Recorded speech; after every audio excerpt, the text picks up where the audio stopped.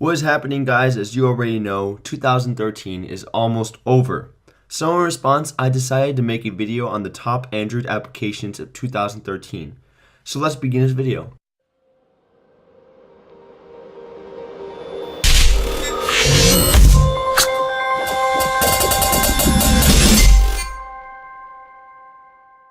For this video, it's going to be a little different from my regular weekly videos on Android TechMan because this video is a yearly video that only comes once a year. So I decided to put all my effort to make it look like a how-to man video, which is my main channel. And so that's what I did. So without any further ado, let's take a look at the application number 10. So on number 10 we have Roundar, which is free in the Google Play Store. Now this was first introduced on April, and all this application really does is it rounds the corners of your screen. With Roundar, you have the option of going into the settings and adjusting the radius of the corners to make them look sharper or a bit more rounder. With Roundar extensions, which cost $1, you can customize the looks of the corners and try out 10 different corner styles, and the option of having a blacklisting applications. Why not give it a shot? And even though you may have a really old device or a brand new one, this application will work on almost every Android device, rooted or non-rooted. At number 9, I would like to introduce CPU-Z. CPU-Z has been a long popular tool on the desktop for identifying hardware components quickly and easily. Now that has the same power to come with Android, and the first beta release of CPU-Z in the Play Store was on June of 2013. There are a lot of bells and whistles in CPU-Z, but it knows absolutely everything about your hardware. It will ID your ARM chip down to the revision number, find software and kernel versions, track RAM and processor load, review your proprietary information, and list all of your internal sensors. So I really recommend this application for all those who are looking for a decent application to tell you all about your phone. Coming up next is Google Keep. This was first released on March 2013 and allowed me to show you around of what it does. Now there are two different views to Keep, a multi-column view and a single column view. Now I use the multi-column view because it is pretty awesome and it displays all my notes right then and there. You can switch views with the menu button, and there's about a variety of ways to take notes on Google Keep, which include play text, a checklist, a voice note, or through a picture, because after all, a picture is worth 1,000 words. And when you want to delete a note, you can just swipe it away like in Gmail and you will archive it or delete it. You can also select multiple notes by long pressing on them, and you can also drag a note around to rearrange the order. In closing, I would like to say this app is beautiful. The white card interface is perfect for notes, and there are awesome little animations all over the place. This is a million times better than a crappy yellow notepad, isn't it? At number 7, I have Superbeam. This is the easiest and fastest way to share files between Android devices. With Superbeam, you can easily share any type of file through a Wi-Fi direct connection.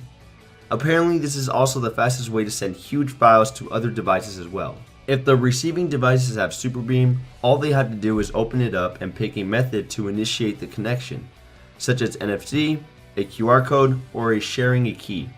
Now this application has been a revolutionary application for transferring files to other devices.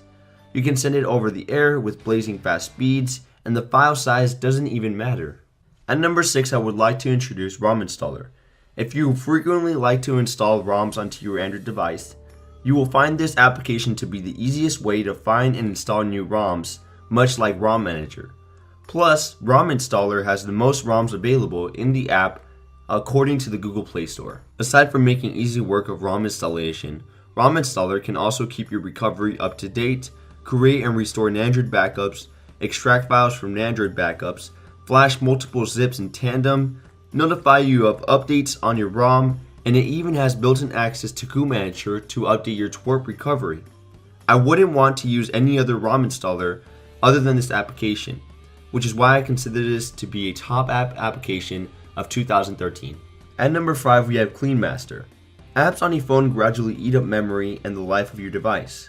CleanMaster is an all-in-one cleaner app on Android for cleaning up app cache, unused files, search history, and uninstalling applications you do not use. With this app, users can kill running tasks as well and release more RAM to boost your phone's performance and save battery life, without even granting super user permission. Now you won't go wrong with this application in cleaning up all the trash on your device. I can honestly say my device has never had so much free space after installing this application. At number 4, this application is called Pushbullet, and Pushbullet lets you send files to your computer's Chrome. It also allows you to see your phone's notifications on your computer. You can send links, pictures, files, lists, notes, and more right into your phone's notification tray, to your computer, or to a friend. It's really fast. I found this application to be very useful because when I wanted to share a link from my phone to my laptop, this application made it easy to do so. So rather than having to copy letter by letter, I did that instead. This application made it easy to just send over any files from my phone to your laptop or vice versa without using the cord. One of the new features introduced in Android 4.2 was the ability to add widgets to the lock screen. For a long time, this feature remained untouched, with a few applications adding support for it, but not many really taking advantage of what it could actually do. Enter Dash Clock, and this brings us to number 3. Dash Clock is a widget that can be added to the lock screen and offered an API to allow third-party applications to build extensions for it. Dash Clock opened a whole world of customization to Android users, and as we finally had a customizable widget that didn't limit us to one app or one notification. Once you add the Dash Clock widget to your lock screen, you can extend the widget to see the weather, missed calls, messages, Gmail, or you can install extensions from the Google Play Store. Some of the extensions that I really enjoyed was the battery, social notifications, and learning. The list goes on and on, so I suggest checking out Dash Clock for yourself. The next application at number 2 is called Android Device Manager. The Android Device Manager lets you track, lock, ring, and wipe any Android devices on your Google account if you lost your Android device. The web version works just fine on Android devices through the browser, but a native application is still a preferable experience. The UI scales to both tablets and phones, and there is a handy drop-down menu for switching the accounts. It's also much faster than the mobile web version to actually track down your device. And even though there are plenty of applications out there on the market that allow you to already track your Android device, it is still nice that Google has applied this to Android devices, and later on when new phones come out, they will have this pre-installed.